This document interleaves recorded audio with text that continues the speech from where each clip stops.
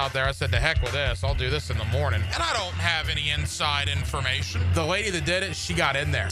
She made it happen. And he doesn't shy away from opinion. And I do enjoy drinking cold beer at ballparks. So if that makes me a baseball fan, then I'm a diehard baseball fan.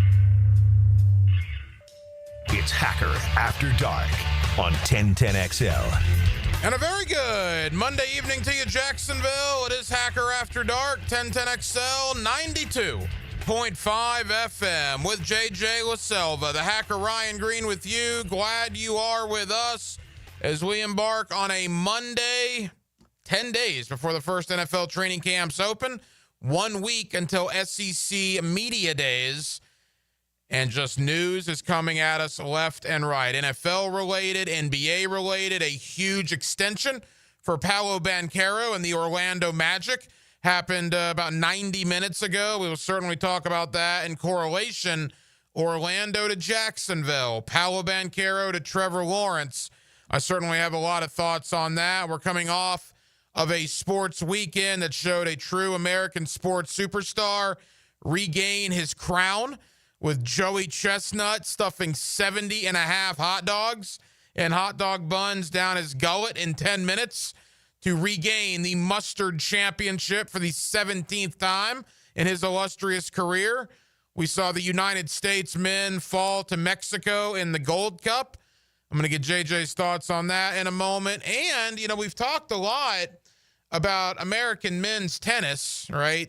Long gone are the days of McEnroe and Connors, heck, even Agassi and Sampras.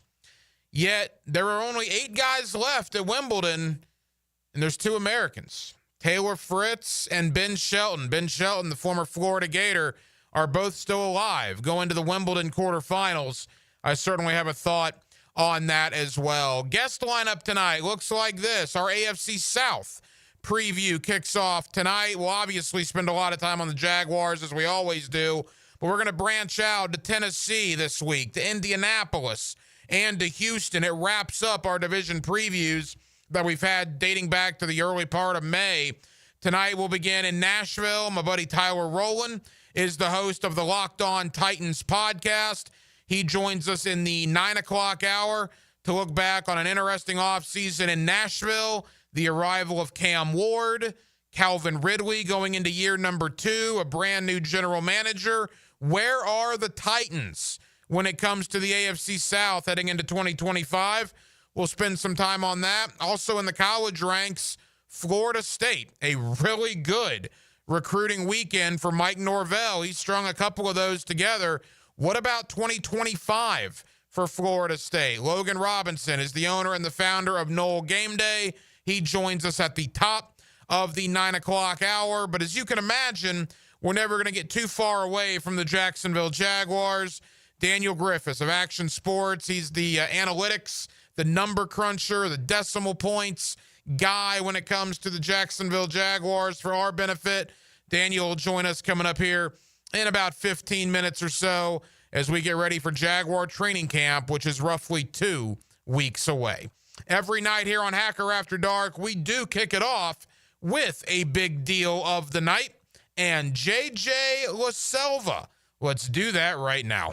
Time now for the big deal of the night. What's the big deal? What is the big deal? No big deal. It is a big deal. On Hacker After Dark. Congratulations to Paolo Banchero of the Orlando Magic. The 22-year-old superstar gets a 5-year max deal for $239 million. It could be worth over $287 million if he hits incentives. Paolo Banchero, admittedly, I try not to be biased, but I guess I am in this instance, is terrific. At only 22 years of age, I love everything about Paolo Banchero. He is a fantastic player, a fantastic guy to lead Orlando into the next 5 years plus. And I am over the moon excited as an Orlando Magic fan that this max deal got worked out this evening. And now he, Jalen Suggs, and Franz Wagner are all locked up for at least the next 4 years. And for that matter, Desmond Bane, who they brought in via that trade, he's under contract for the next 4 years. Now, who knows if that core 4 will be able to remain together. But as of right now, all 4 of those guys are 27 or younger, and all 4 are under contract to the Magic for at least the next 4 years. Paolo Banchero in Orlando, Trevor Lawrence in Jacksonville. 2 franchises separated by roughly 100 miles, right? An hour and 45-minute drive if you get ambitious, down 95 and across I-4. 2 franchises that, let's be honest, have been awful for a long time. You know why I know this? Because I cover the Jacksonville Jaguars. I'm a fan of the Orlando Magic. Being a fan of the Magic, covering the Jaguars for the last 15 years has built character, ladies and gentlemen. I have sports character because loss after disappointing season after disappointing season for both franchises takes its toll on you. There's no doubt about that. But better times are ahead, one would think. Trevor Lawrence, the huge contract extension here last year. Paolo Banchero, the huge contract extension in Orlando this evening. Trevor will be 26 in October. Paolo will be 23 in November. 2 guys that are paid to lead these franchises out of the doldrums of their respective leagues and take them ultimately to the promised land. It'll be very interesting to see Trevor Lawrence here in Jacksonville, Paolo Banchero in Orlando, to see how they do, because the similarities are there.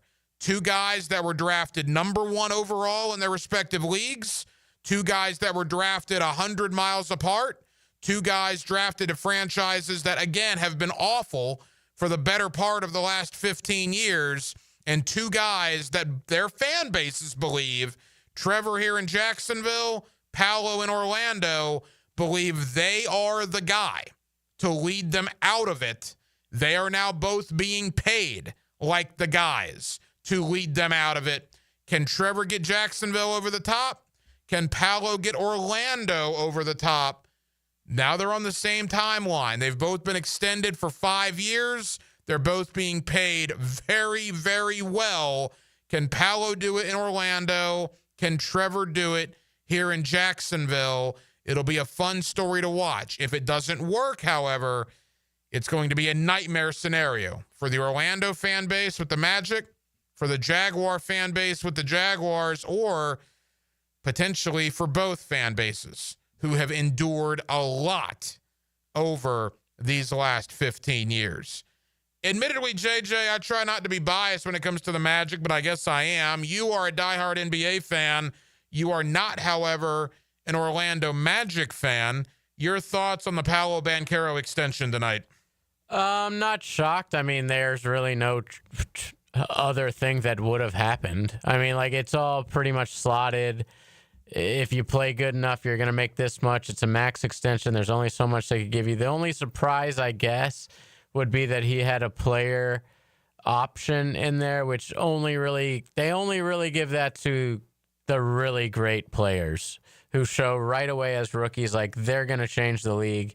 I think Luka was the last one to get it. Luka and Trae Young. Okay, so yeah, it's been a while then. It's probably been 5 or 6 years since we got one, and he's definitely deserving.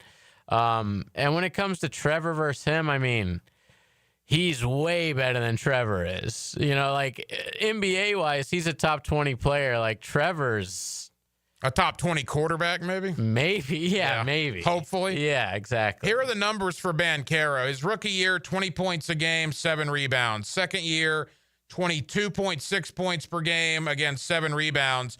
This past year, now he only played 46 regular season games due to injury. Paolo averaged 26 points and 7.5 rebounds with 5 assists per game. Wow. JJ, we're getting into rarefied air there. 26 points, round up 8 rebounds, round up 5 assists. There's not a lot of guys in the NBA. No, and he has the ball a lot in his hands for a big guy, which is very rare. I think that he's got to work on his shooting a little bit to take that next step to be the superstar and to be able to like lead your team to multiple playoff appearance or playoff series per season. But like, he's so freaking young, man. Like he's got a huge ceiling, super high ceiling. Orlando's got to be feeling good about their core, but they still haven't really done much since he's been in the league. So I'm not going to be like, hey, with the East down next year, I certainly have them penciled into like the finals, the Eastern Finals or whatever. Not yet, but now's the best time, man. They really got to buckle down here with the Celtics reeling, with Indiana reeling. Like, they need to win at least one playoff series next year. For me, anything besides that is completely unacceptable. I agree with that. They've gone to back-to-back playoffs, lost in the first round. They took Cleveland to 7 games last year. Which was important for them to get to the playoffs. Like, you got to take that first step. Yeah. But now you got to do better. When in Orlando, we were kind of robbed this past season because Wagner, Suggs, and Banchero literally played 5 out of the 82 games together. That's how injury-plagued the season was. Banchero missed 30 games. Wagner missed like 20 games. By the time those guys came back, Jalen Suggs was out. And wasn't other Wagner hurt? Mo Wagner tore his ACL December 20th. I mean, it was nonsense. Hopefully the basketball powers that be had their fun with the Magic injuries last year, and that won't happen in the future because, like you said, the East is wide open with Milwaukee's issues. Dame Lillard's gone now. Obviously, Boston's issues. No Porzingis, no Holiday, no Tatum because of injury. Indiana. And Indiana lost Miles Turner. Halliburton, they announced today, is going to miss the entirety of next season, Knicks although got we a already new knew coach, that. Yeah, you know, the Knicks got their 9th choice as a coach, and Mike Brown. So, it's wide open for teams like Cleveland, obviously. Yeah. Detroit. Cleveland had the number 1 seed this year, but they just did nothing in the playoffs, and people forget about them. Detroit's a team just like you guys. Yeah. Kate Cunningham is a blossoming star. Exactly. Has a really high pick who, they ended. Was he the first overall pick? He was. Maybe first or so. Okay, so it's taken a couple years, but now that Knicks series really got people to be like, oh my gosh, they're really freaking. I think they led every game at one point in the fourth quarter in that series. Yeah, no, they were good. And truthfully, they probably outplayed the Knicks. Yeah. But ultimately, I guess playoff experience prevailed. So we'll see. But I'm ecstatic that Banchero got the max tonight, and he's locked in for 5 more years there with the Orlando Magic. Quickly, before we get back into the NFL, last night, JJ, I'm not smart enough to know, but Mexico wins. The United States, I mean, I could think of 4 or 5 of our main guys, Reyna, Pulisic, others that were not playing. McKinney's another one, Weston McKennie. Do they beat Mexico with those guys last night? Yeah, Mexico, to me, I'm like, dang, you guys got to be better than this against this C team. Weah as well. Like, there's a ton of guys that not only didn't play, they weren't even on the roster. I would say Adams and Richards are probably the only guys that played last night that you're going to see on the World Cup team next year. The defenseman Ream might be out there. He's so old. Yeah. Maybe. But if you're looking to be excited about something, Richards, like, he's going to be the captain of this team soon. He's a center back. He scored on a free kick last night. But yeah, they just weren't built to beat Mexico. At the beginning of the game, they were like putting a lot of passes together out of the back and like playing past the Mexico press, which I was impressed by, and that lasted for 15 minutes. Right. And then after that, every time the U.S. got the ball, they just were kicking it long, giving it right back. They couldn't put 3 passes together after that, and Mexico just put them under pressure all night, and they did last longer than I thought before they gave up the winning goal, but it was always coming. Like, you always, even if it went into extra time, you're just thinking, Mexico's going to score here. And 2-1, if you're U.S., you hold your head high if you're one of those players because you just were overmatched. Well, what's unfortunate, and again, I'm not smart enough to know this, but listening to people last night and today, that might not have been at Mexico's A team, but that was like their B+ team. Yeah, they still had a lot of guys that were on the last World Cup team that are going to be on the next World Cup.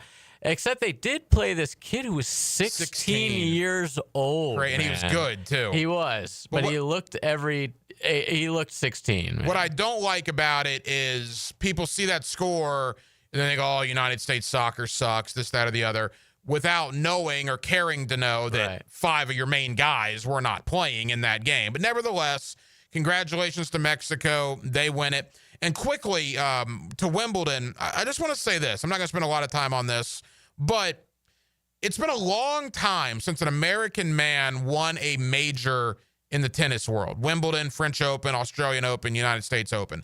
In fact, I think you have to go back to 2010 Roddick? and Andy Roddick at the U.S. Open.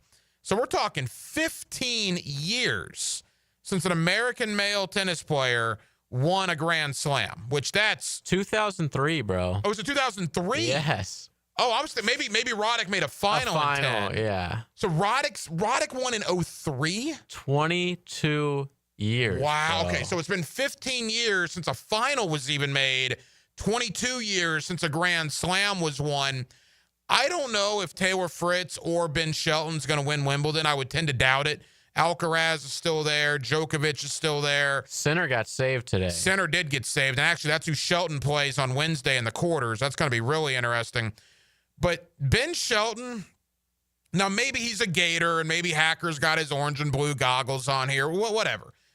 You want to talk about charisma? You want to talk about good with a microphone, good on the court, good with the fans, a charm about him, a personality. Keep your eye on this Ben Shelton cat. For those of you that aren't real tennis fans, I'm not saying we're looking at the next Agassi or the next, McEnroe or any of that, or Roddick even, but I'm saying we could be. Ben Shelton's a guy that when you start watching him play tennis and the emotion that he shows out there, when you listen to him do interviews, when you see how good he is with the media and how good he is with the fans, that's a guy that's going to represent United States men's tennis for a long, long time. And I think if it's not now, it'll be soon enough. Ben Shelton's going to be the next American man that's going to win a Grand Slam. He is that good. Taylor Fritz is still alive as well. Nothing against him. I don't think he has the charisma that Shelton does. But those two guys right there, maybe those are our next, Sampras and Agassi, that might get more people liking tennis. Because, look, it's hard when it's Djokovic, Federer, Nadal over and over and over and over. Well, those guys are gone now, except Novak. Nadal's retired. Federer's retired. There's going to be some new blood. And why not former Gator Ben Shelton, who has made a name for himself already? He's only 22. And again, he's in the quarterfinals of Wimbledon, and he plays on Wednesday against the number 1 seed in Yonex Center. With JJ LaSelva, the Hacker Ryan Green with you. We're glad you're with us on a Monday evening here on Hacker After Dark. Coming up next, let's get into the Jacksonville Jaguars. We are only 2 weeks away, 2 weeks from the Jaguars reporting and getting on the field for training camp. Let's talk Jaguar training camp. Let's talk position battles. Let's talk numbers with Daniel Griffiths of Action Sports Jax. He's all about the decimal points, man. He's about the analytics. He joins me next. Hacker After Dark till 10 o'clock here on 1010XL and 92.5 FM. Now, another classic moment in Jags history. Big play, 35 from the 16. Mark at the line of scrimmage. Takes the snap, turns, looking for Jimmy in the end zone. Touchdown, Jaguars! Touchdown, Jaguars! Touchdown, Jaguars! Home of the Jaguars. 1010XL. Hey folks, Rick Ballou here for John's Auto. They've been a staple in Jacksonville going all the way back to 1985. At John's Auto, they service all makes, all models, cars, trucks, diesel, you name it, they do it. Whether it's routine maintenance or a complete engine overhaul. Call John's Auto on Arlington Road. That's 904-743-3857 or go to johnsautomotivejax.com. If your house feels like a Florida swamp and your thermostat's just throwing out suggestions, then it's time to call Duck Duck Air Conditioning. They showed up fast, fixed it right, and even cleaned up after. My house is finally chilled, and so am I. Whether your AC needs a quick fix, a full replacement, or just a little TLC, Duck Duck Air Conditioning has got you covered with fast and honest service. Call 904-862-6769 to get your cool back, or online at duckduckac.com. When your AC is stuck, call the Duck. Registration is now open for the Circle K Greater Jacksonville Kingfish Tournament. Over $250,000 in cash and prizes available, with payouts up to 20 places. Of course, there's great prizes for lady anglers, and bring along your junior anglers as well. Register today at kingfishtournament.com.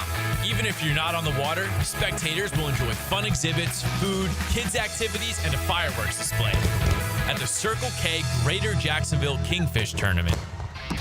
Right now, you may be running a little late, or feeling stressed, or overwhelmed, and you may be going a bit over the speed limit. So to help you relax, exhale. Ease up on the gas. You'll get there when you get there. Take a moment to just chill. This little break is brought to you by Target Zero and the Florida Department of Transportation. If fishing is in your DNA, hop in the boat with Captain Kevin. It's the Ring Power Fishing Forecast Show, brought to you by Awaken 180 Weight Loss and Royal Pest Services. Thursday nights at 6 on 1010XL AM.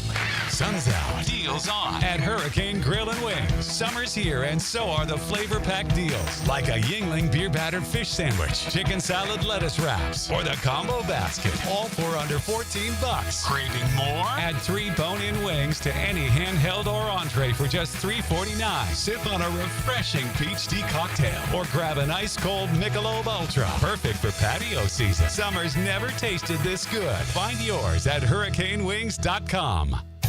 Hey, Hicken here, or just call me Dreamfinders Danny. For a limited time to ring in the new year, Dreamfinders Homes is offering an amazing 4.99% fixed interest rate.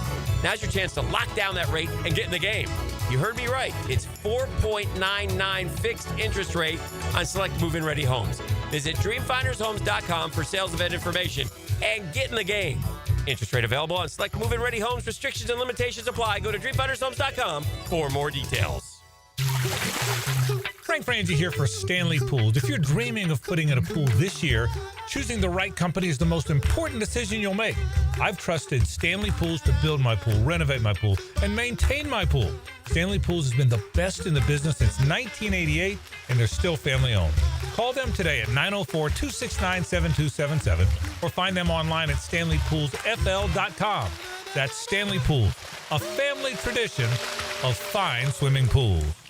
Hey, Hicken here, and you know I'm going to talk about skin. Yeah, it's hot outside, folks. The oven is on. Temps are in the 90s, and it's only getting hotter. I love the summer, but my skin doesn't. I do my best with dry-fit shirts, big floppy hats, plenty of water. My secret weapon, though, the sunscreen. I use it regularly. Maybe you should as well. Look, I've also been seeing docs at Peaches Dermatology for years, and my skin thanks me for it. I'm telling you, it could save your life. Book your appointment today at peachesdermatology.com. Hey, Jacksonville, need a fence and ready to save? At Superior Fence and Rail, you'll lock in 5% off your fence project when you sign by the end of July.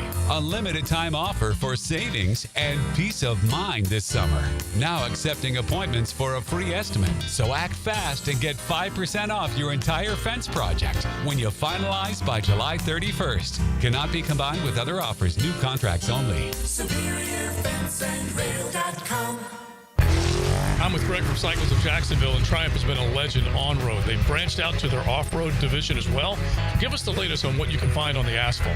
They've got some great new products. They've got the Scrambler 400s you can get into for a little less than you might think. It's a great price point bike, but still a Triumph. So affordability is also part of the equation. It is, and it looks good, and it rides good. CyclesofJacksonville.com, or check them out on their Facebook page, the showroom ready and waiting for you on Atlantic near Regency at Cycles of Jacksonville. 1010XL is presented by Farah & Farah, exclusive injury law firm of the Jacksonville Jaguars. Protecting you and your family. Call 396-5555. Jacksonville.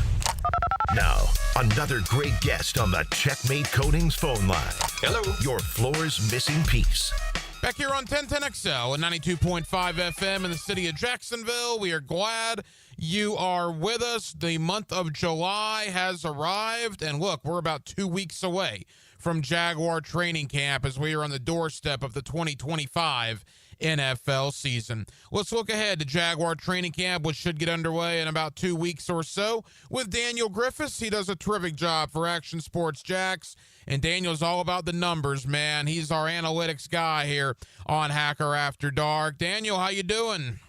Oh, very well. I'm getting excited for football season. We're almost there. Yeah, there's no doubt. It's been an eventful offseason. In fact, one of the most eventful off seasons that I can remember here for the Jacksonville Jaguars. And as we talk about, we're on the doorstep of training camp. Daniel, when you look at this training camp for the Jaguars, it's going to be really interesting in that so many new guys, so many new coaches. Boy, training camp's always important, but here in Jacksonville, Daniel, it's going to be amped up even more so because of all the newness with this organization. Yeah, I'm particularly interested on the defensive side of the ball. I think we know a decent bit about what Liam Cohen and Grant Udinski want to do on offense, but I want to know and see, really how the defense comes along with Anthony Campanelli as DC and what kind of looks the Jaguars are going to give teams coming up.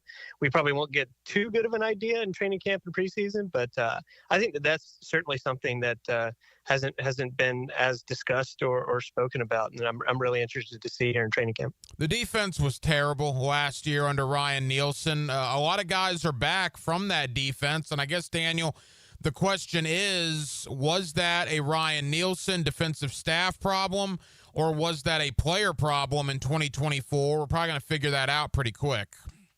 Yeah, I certainly think that the transition to a more balanced or even zone-heavy scheme will certainly behoove the Jaguars, particularly Tyson Campbell, who has predominantly been a much better zone corner than he has in man. I think the defensive line, too, just getting Eric Armstead back to a more comfortable position for him. He actually, towards the back half of the season, was keeping up with Trayvon Walker and Josh Hines-Allen in pressures. So hopefully you can see that continue, as well as the coming along of Mason Smith along that defensive line, and the Jaguars' defensive line simply with that could be a whole lot better than it was this previous year. Daniel Griffiths is all about the numbers, all about the analytics. He does a terrific job for Action Sports Jacks, and he's always kind enough to join us here on 1010XL. Daniel, while we're on the defensive side of the ball, they finally got some help, it appears, for Hines-Allen and Walker. They had very little at the edge rush position behind them. They go out and they get Emmanuel Ogbah.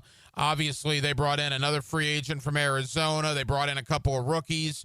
It appears that 41 and 44 finally have some help now at the edge position. Yeah, so I have a hilarious stat for you. The Jaguars are the only team with two players inside the top 15 for pressures this past season, Trayvon Walker and Josh Hines-Allen, respectively. And they were still 30th in pressure percentage. Wow. Yeah. The interior, that's a lot on the interior, but also the Jaguars' depth last year at edge was a defensive tackle and Miles Cole, which, I think Miles Cole could develop into an okay player, but he wasn't that last year for the Jaguars. And simply the additions of Ogbah and Gardeck can allow the Jaguars to maybe give Trayvon Walker and Josh Hines-Allen those plays off last year that they got, but with much better depth behind them, to where you don't feel like you got a hole on your defense on either side of the defensive line. There's no doubt there's so much newness on the rosters we talked about, but in the interior defensive line, that's like the one spot, Daniel, where it's going to be a lot of the familiar faces. You mentioned Armstead, Mason Smith. Throw in there Devon Hamilton, probably Jordan Jefferson, Tyler Lacey. They didn't do a lot as far as bringing guys in on the interior D-line. So obviously the new staff thinks they have enough to work with there. Yeah, UDFAs aside, it's the only position the Jaguars didn't add to in free agency or the draft. They even added it at quarterback, receiver, some of their stronger positions. The interior defensive tackle, UDFAs aside, is the only one they didn't add to. So I think you have to assume that Liam Cohen and Gladstone think highly of Mason Smith and think highly of what Eric Armstead can do with his transition back inside. Devon Hamilton's a great run defender. That's not as celebrated as pass rushing in today's game, but still equally as important. The Jaguars have to stop the run in addition to stopping the pass, or they'll just get ran over, especially with the Colts in the division. As far as linebacker, they only added a couple of new guys, including Jack Kaiser, but it's going to be Foye Oluokun, Ventrell Miller. And I guess one of my biggest questions, or really two biggest questions, Devin Lloyd and Chad Muma, both coming into contract years. Both guys have a lot to prove here in 2025. Yeah, I'll speak on Muma first. I think it's going to be pretty hard for him to see the field, especially with the introduction of Jack Kaiser. Ventrell Miller, had some really, really nice plays when he filled in for the Jaguars linebackers this past year. He saw some starts and did okay. Jack Kaiser was Notre Dame's Special Teams Player of the Year, and I think that could especially help him get some early playing time. Maybe not on the defensive side of the ball, but really gives him some value there for the Jaguars staff in special teams. And it's something that the Jaguars' new staff seems to really be harping on, because they brought in Rayuan Lane, Jack Kaiser, a lot of these guys that are very very specialized and special teams, pun intended there. But yeah, I'm really excited to see what Lloyd can do this coming year. He actually led the NFL last year in the lowest missed tackle percentage among any linebacker. So you'd love to see that continue, but he has to get better in pass coverage. He's given up 9 touchdowns the last 2 years combined.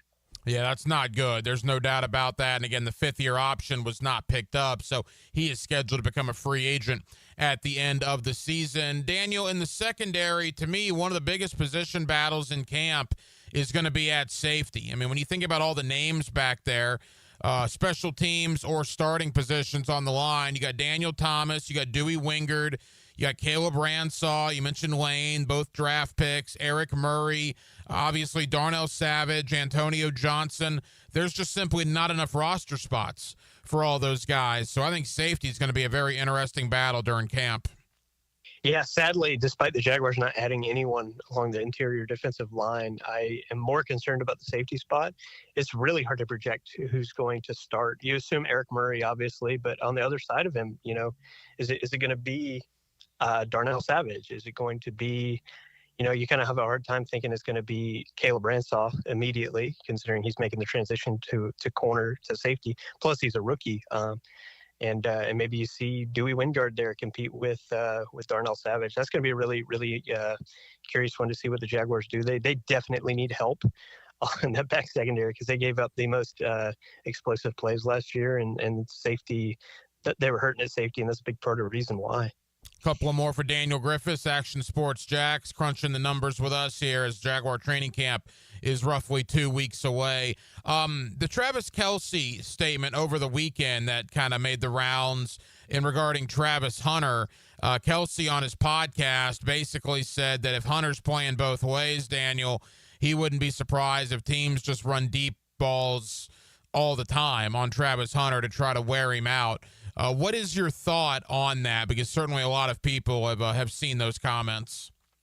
So Travis Hunter's fastest speed ever recorded GPS time-wise at Colorado was on his 81st snap of the game.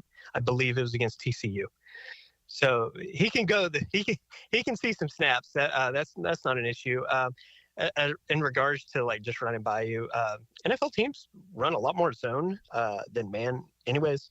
So I don't foresee that really being an issue in regards to him being tired and being ran past. His athleticism is one of the best in the NFL. He was athletically graded as the number 1 and number 2 highest. Most athletic player in this year's draft at receiver and corner. So I think that, in terms of his energy, I think he's going to be just fine. As everyone's put, he's the Energizer Bunny, and I don't see that changing. Now, how much he plays at corner, that's going to be interesting to see. How much they work him in, whether it's, gradual throughout the season or maybe he sees a pickup in snaps.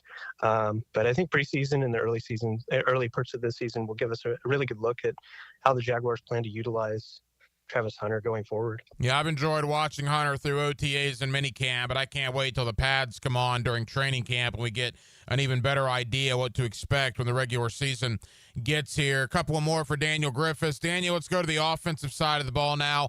I mentioned safety, to me, is one of the biggest position battles going into camp. On the defensive side, on the offensive side, to me, it's the offensive line. They brought in 6 new guys, 4 free agents, 2 rookies.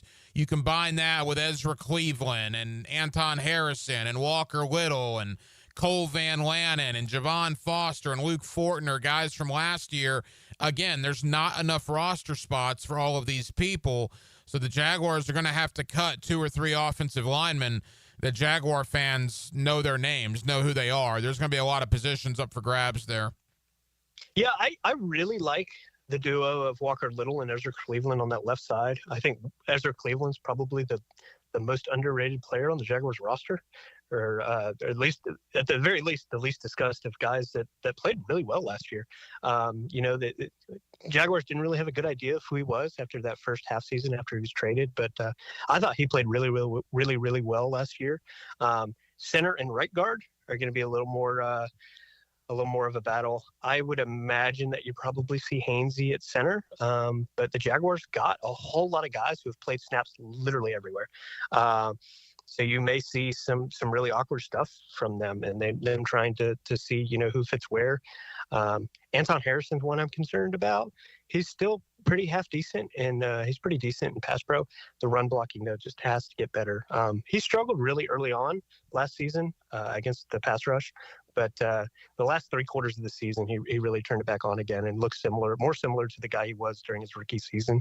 Hopefully he can continue that as well as get better as a run blocker. It's interesting you say that about Ezra Cleveland, because there's a common thought out there that Wyatt Milam, the rookie from West Virginia, will get that spot at some point. But based on what you said, I guess you don't see it that way. I'd love to see him. Battle with Omame at right guard, and I think that's probably the Jaguars' best course of action if it were me picking today. It's interesting, Daniel. We talk about the offensive line and the battle we'll have there. What about running back? Etienne, Bigsby, running back 1. Who do you like coming out of training camp? Yeah, I thought that Bigsby was, the better running back last year. He was actually 5th in the NFL and avoided missed tackles, which you love to see that. It's going to be curious. Neither one of them are really that great on third down. Etienne had the 2nd most pressures allowed of any running back last year. So it's going to be curious, especially with Liam Cohen's offense. They love targeting the running back out of the backfield, and it's going to be curious to see whether they look to Tootin if they don't like Etienne or Bigsby out of the backfield. He saw a lot of snaps on third down, and I'm curious to see if he works his way into the offense. All right, final moments. Daniel Griffiths, Action Sports Jags. Daniel, I know some of your most recent things you've put out there revolve around Trevor Lawrence. What are your thoughts about Trevor as we enter training camp? Yeah, he's certainly got to be better than he was in 2023 or 2024, really. He, especially outside the pocket, he was 4th in the NFL in 2022. This past season, he was dead last, 40th. That's an area that he's simply got to be better. He was 7 of 29 last year throwing outside the pocket, 24% completion percentage. Second worst was 40% rather, Anthony Richardson. And short completion, he was 3rd best in the NFL in 2023, and last year he was 33rd. Liam Cohen's offense should definitely help out with that, especially with his love for the screen game, as well as De'Ami Brown, who comes in last year. He had 7.6 yards after the catch per reception, which would have led the Jaguars, and it was 8th among the top 110 receivers in the NFL. Obviously the easy answer is to get the ball into BTJ's hands. His mismatch ability in the slot, he led the NFL in slot touchdowns last year. That's something you really love to see. He was 3rd in yards despite being 19th in target percentage. So that's the easy one. Just get the ball into BTJ's hands and he can go make plays for you. But another one, Trevor just has to be better on third and fourth downs. He's 34th out of 34 quarterbacks in 2024 on 3rd and 4th downs. So that's an area we have to improve on, those money downs, and really get the ball into the playmakers' hands. He had the 2nd highest explosive play percentage behind Jordan Love last year, but just not nearly good enough in the short and intermediate areas. It's a tremendously important year for Trevor Lawrence coming into this season. There's absolutely no doubt about that. All right, 2 weeks out from training camp, Daniel Griffiths, Action Sports Jags. Daniel, I know you're on a little bit of a vacation right now, but what can people look forward to in the coming weeks as training camp approaches? Where can they check out your work?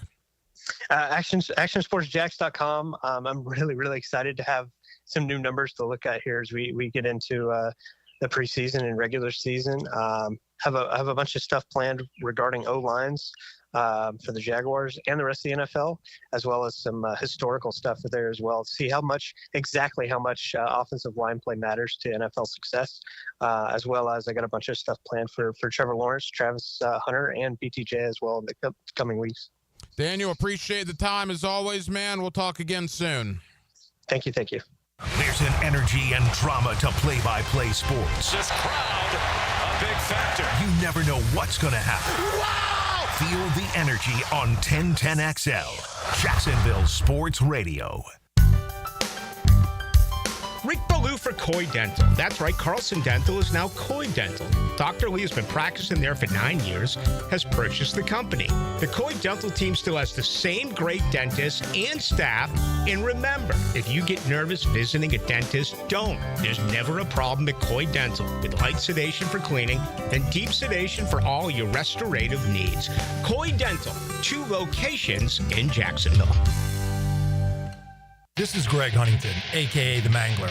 I'm on the winning team at Waste Management. WM is the largest sustainability company in North America. If your business needs sustainable environmental services for waste removal and recycling collection, then you can count on the industry leader of WM to deliver results. Your services will be completed in a timely, safe, and eco-friendly manner. Go to WM.com/Duval. That's WM.com/Duval and get signed up today. If anyone can talk trash, it's the Mangler. The SEC and the ACC will face off in Jacksonville at the 81st TaxSlayer Gator Bowl game December 27th at 7:30 p.m. Join us for Saturday Night Football in prime time at the bank. Preferred locations and pricing available now at TaxSlayerGatorBowl.com. Hey everybody, it's Mike Dempsey, and I only like to recommend the best, which is why I'm proud to say that I chose Pella Windows and Doors for my own home. And now's a great time to upgrade your home with 0% financing for 60 months. That's 5 years of interest-free payments on the best windows and doors in the business. Don't wait. Schedule a free consultation at PellaJacks.com or visit their showroom on Phillips Highway just north of Bay Meadows. For quality you can trust and savings you can't miss, that's Pella Windows and Doors. Listening that fits your schedule perfectly. Absolutely brilliant. Go on demand. Ad-free shows after the live shows end. How about that? Channel 5. Duck Rooter Plumbing, Septic and Air Conditioning. Search where you find podcasts. Life is about choices and the decisions you make. I'm David Robbins with Epstein & Robbins. If you're convicted of a DUI, you'll have to face severe consequences. Walking through the doors of the courthouse or appearing at a bond hearing can be extremely intimidating. Without the right lawyer, you're likely to make the wrong decision. Let our team help you make the right decisions in court. Epstein & Robbins, the right choice. Epstein & Robbins, fighting for your rights since 1975. Are your kids ready to play this summer? Come check out The Y. Summer is a time for kids to explore new things and expand the limits of their imagination. At The Y, summer camps every day is a new adventure. Kids can learn about STEM, arts and humanities, athletic sports, outdoor games, and more. Registration is now open, but space is limited, and spots are filling up quickly. Learn more and find your adventure at fcymca.org. Search Summer Day Camp.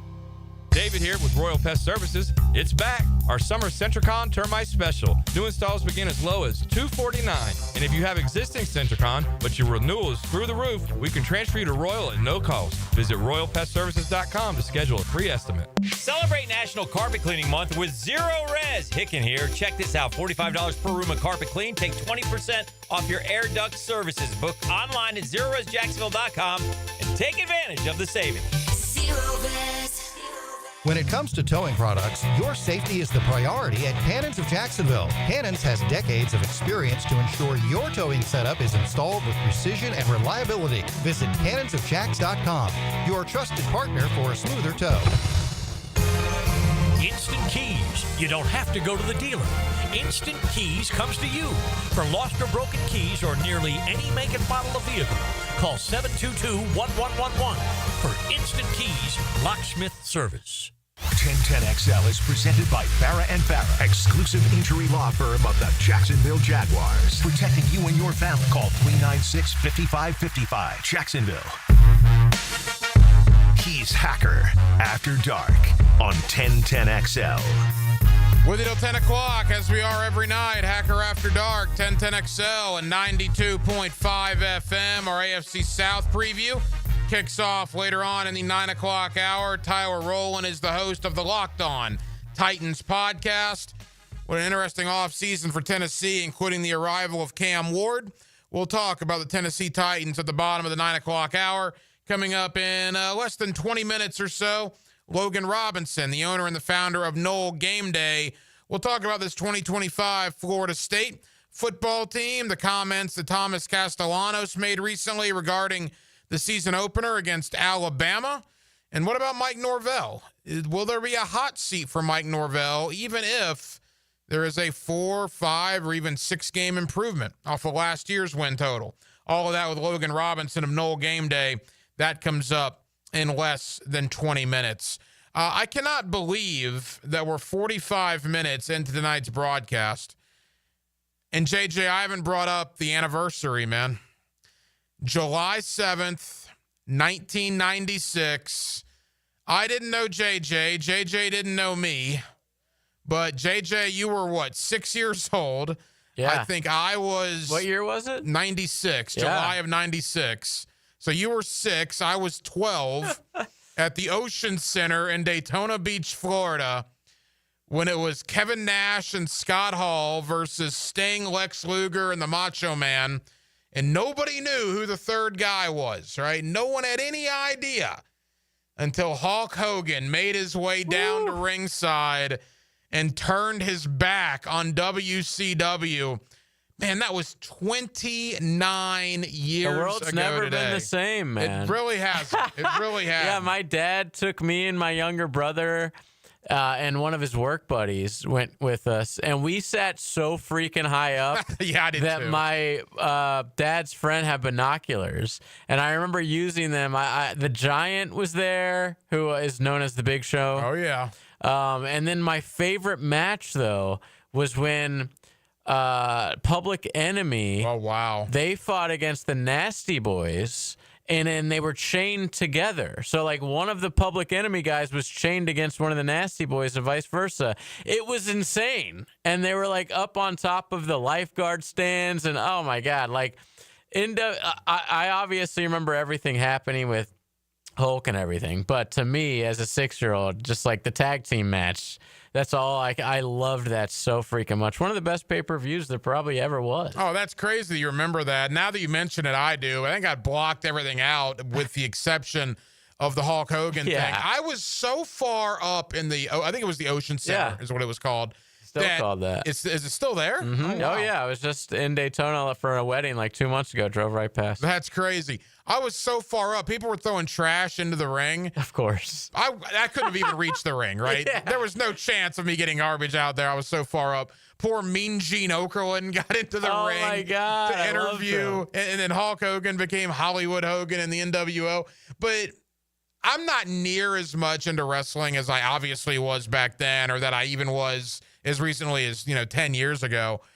But I'll never in my life forget July 7th, 1996. There's just certain moments in sports, or I guess sports entertainment, that you just know. Like January 2nd, 1997, when Florida beat Florida State for the national championship at the Sugar Bowl, 52-20. 2 days later, January 4th, 1997, when the Jaguars beat the Broncos in the divisional round of the AFC playoffs. Boy, think about that for a second. The divisional round of the AFC playoffs took place on January 4th in 1997.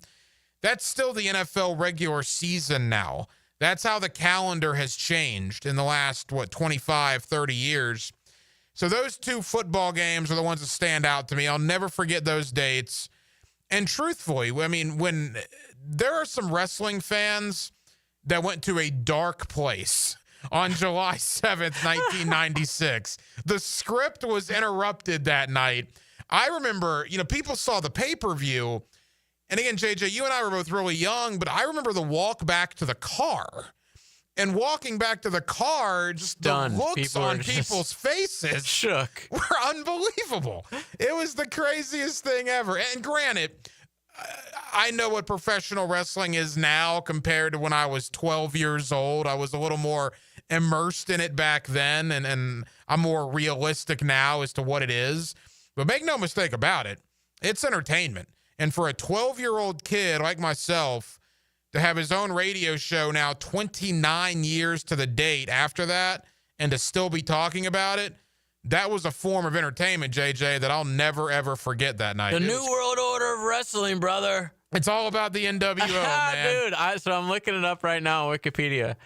So it was I knew I got this right, a double dog collar match between the Nasty Boys and Public Enemy. Yeah. And one of the Rock was connected to Sags and Grunge was connected to Knobs. Oh, my gosh. All four eventually returned to the ring where Public Enemy had the advantage. Oh, it was phenomenal, dude. A great show from beginning to end. My favorite wrestler, actually, was the first match, Rey Mysterio Jr. Okay. Versus Psychosis. Who's Rey Mysterio still doing it now. Is he? He's on the verge of retirement, but Okay. he is still doing it.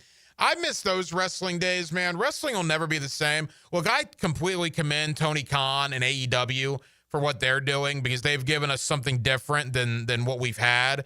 But those Monday Night Wars, which really started when Hogan joined the NWO, man, it was back and forth between the USA Network and TNT for like years and years and years. If you never lived through that, and I was a teenager in those years, those were crazy. Just how those two companies would just fight tooth and nail your every friends. week. Like yeah.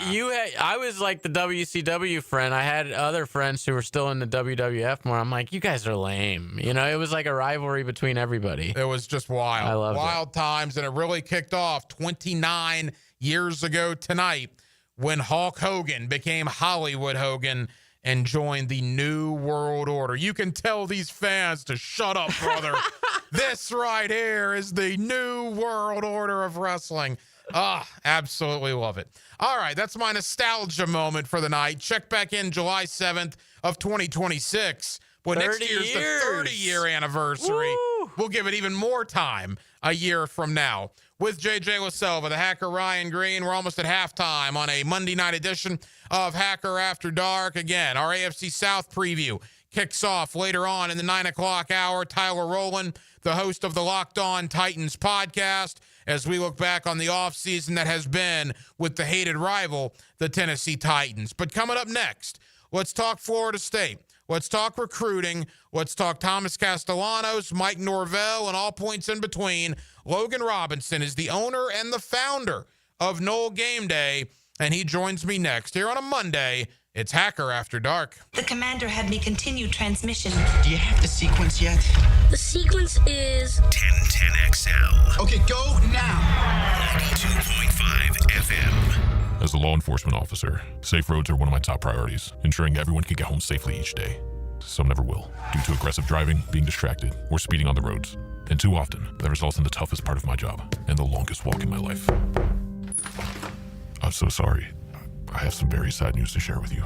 9 people will be killed on our Florida roadways today. Don't let it be you or a person you love. Buckle up every trip, every time. Let's get everyone home safely. A message from Florida Department of Transportation, Target Zero. For more information, visit targetzerofl.com. One of Beard's Diamond's most popular events ever is back. It's Christmas in July. Right now, for a limited time, you get as much as 40% off anything in our showcases. Yes, that includes engagement rings, fashion rings, earrings, bracelets, bands, pendants, colored gemstones. This is the annual store-wide sale that everyone loves. You get December prices in July. Up to 40% off store-wide. Don't miss Christmas in July. Exclusively at Beard's Diamond at the St. John's Town Center and online at beardsdiamonds.com. Shop local. Shop Beards. Got a clogged drain that just won't quit? It's time to bring in the pros. Duck Duck Rooter. I called Duck Duck Rooter for a clogged kitchen drain. They showed up fast and had it cleared in no time. No mess, no stress. We've seen it all. Grease clogs, hairballs, mystery goo from the deep. Whatever's blocking your pipes, we'll get it flowing again. Call 904-862-6769 now to schedule your drain cleaning service. That's 904-862-6769 or online at duckduckrooter.com. When you're stuck, call the duck. WJXL AM Jacksonville Beach. WJXL FM Jacksonville Beach. Imagine a place where the sun is always shining, the drinks are ice cold, and the food is bursting with flavor. Welcome to Hurricane Grill and Wings, where locals and visitors alike gather to weather this storm we call life. And you can escape here anytime you like. Today's forecast, hot, crispy wings with a 100% chance of frothy beers. Later, we're predicting big burgers and seafood tacos moving in. Escape the ordinary. HurricaneWings.com. Football season is almost here, so before it arrives, I'm going to get my home organized. Lauren Brooks here. Closets by Design creates custom storage for every space, lifestyle, and budget. From closets to garages to laundry rooms or entertainment centers. Anywhere that needs to be organized.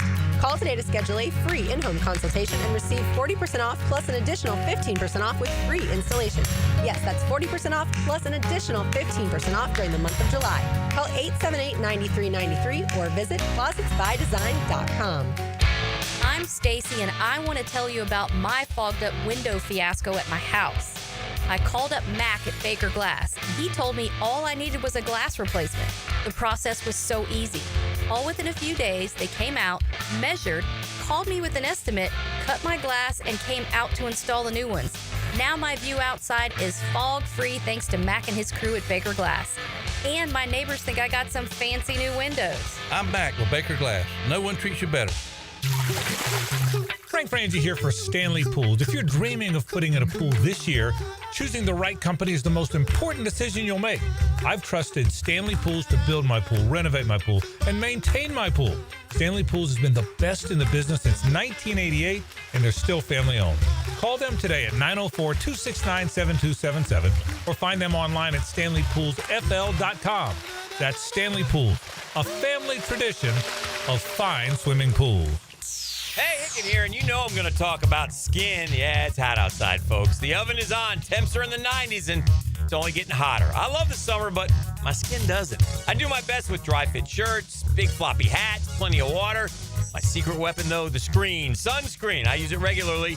Maybe you should as well. Look, I've also been seeing docs at Peaches Dermatology for years, and my skin thanks me for it. I'm telling you, it could save your life. Book your appointment today at peachesdermatology.com. Hey, Jacksonville, need a fence and ready to save? At Superior Fence and Rail, you'll lock in 5% off your fence project when you sign by the end of July. A limited time offer for savings and peace of mind this summer. Now accepting appointments for a free estimate. So act fast and get 5% off your entire fence project when you finalize by July 31st. Cannot be combined with other offers. New contracts only. SuperiorFenceandRail.com. I'm with Greg from Cycles of Jacksonville. In summertime, it really can stretch out most of the year because we love the warm temperatures here in the Sunshine State. Greg, give them an idea of what Honda has to offer. They are all over the board. They've got Honda scooters, Honda motorcycles, we've got Honda boats, we've got Honda side-by-sides. So whatever you like, we've got it. That means adventure is waiting. That's right, and we're ready for you. In the showroom, you can find all that Honda has to offer on Atlantic near Regency, or check out Cycles of Jacksonville's Facebook page. Hey, Hicken here. Tired of glasses or contacts? Discover customized vision solutions at Bowden Eye & Associates.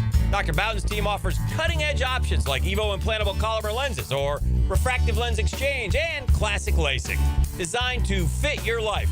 Picture perfect vision for reading, driving, or just enjoying the day. It's easier than you think. Call now for your free screening. Bowden Eye & Associates, they're keeping the First Coast focused. 1010XL is presented by Farah and Farah, exclusive injury law firm of the Jacksonville Jaguars. Protecting you and your family. Call 396-5555. Jacksonville. Now, another great guest on the Checkmate Coatings phone line. Hello. Your floor's missing piece. Back here on 1010XL at 92.5 FM in the city of Jacksonville. We are glad you are with us. And just like that, the 4th of July is in the rearview mirror. We got SEC Media Days next week. We got the ACC kickoff the week after that. NFL training camps are inside of 2 weeks from opening up as we are on the doorstep of the 2025 football season. Let's talk about Florida State. It was a big recruiting weekend for Florida State as they get ready for the ACC kickoff with Mike Norvell entering what should be a very interesting year for himself and that program over there in Tallahassee. One of our guys when it comes to Florida State is Logan Robinson. He is the owner and the founder of Noel Game Day, and Logan's always kind enough to join us here on 1010XL. Logan, I hope your summer's going well, man. How are you? It's doing good, doing good. I know we were just talking in the meeting before going into this show, enjoying the off season, taking some trips, and just getting prepared for what is going to be a very hot training camp in Tampa, and also too some fall camp up in Tallahassee for the Florida State Seminoles.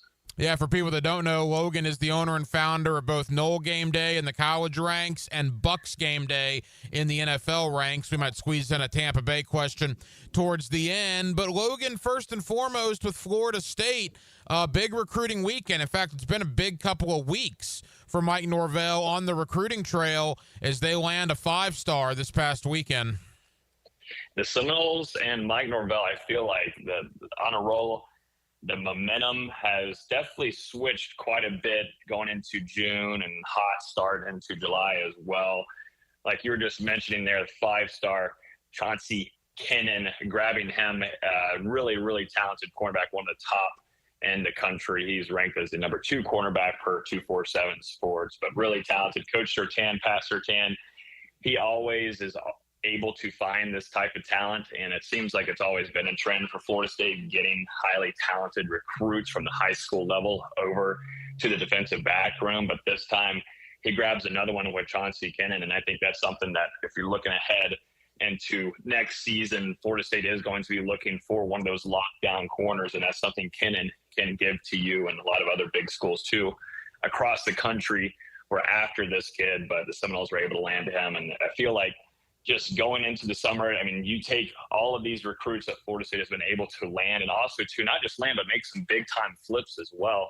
It's pretty impressive after a 2-10 season. I think it says a lot, too, about the new coaching staff that Mike Norvell, Michael Alford, who's Florida State's athletic director, the amount of resources that they put in to make sure that they're still able to compete at the high school level, even with the season that they had last year. Of course, a lot of it is going to have to tell on how they perform and if they can hold on to that class. As we saw last year, Florida State was held one of those top classes in the country until they went 2-10.